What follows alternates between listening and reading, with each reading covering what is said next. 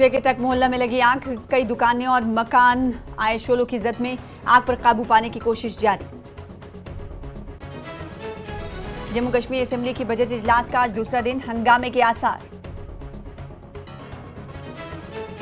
Assembly इजलास के पहले दिन उमर अब्दुल्ला ने ऐवान में कहा, डॉक्टर मनमोहन सिंह ने की मसले कश्मीर को हल करने की कोशिश।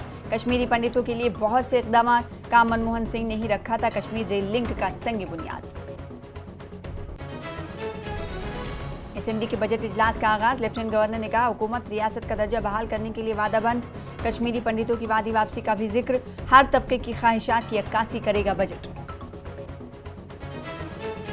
तमाम शोबों के फरोग पर है फोकस, सियाहत, सनत, तालीम और इंफ्रास्ट्रक्चर के फरोग से तरक्की की रफ्तार होगी तेज। मनोज सिन्हा का खिताब, कहा, अमन और भाईचारे की बरकरारी अहम। उमर अब्दुल्ला 370 को बहाल नहीं कर सकते मगर कम से कम बात तो करें। पीडीपी सदर महबूबा मुफ्ती का बयान, कहा, शराब की फरोख्त पर चाहते हैं पाबंदी, फोर्सेज और प्रोजेक्ट्स के लिए जमीन मगर अवाम पर चलता है बुलडोजर। वहीदुर रहमान पर्रा और शेख खुर्शीद ने किया एलजी के खिताब पर मायूसी का इजहार। स्टेट हुड और दफा 370 पर फिर उठाया मामला। कांग्रेस के इरफान हफीज लोन ने की हिंदुस्तान और पाकिस्तान के बीच मुज़ाकरात की वकालत।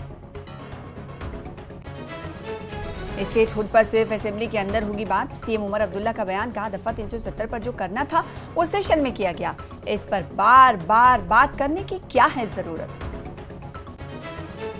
और टंगमर्ग से ताल्लुक रखने वाले काजी जुबैर ने भारतीय स्नो बोर्डिंग में तारीख रकम।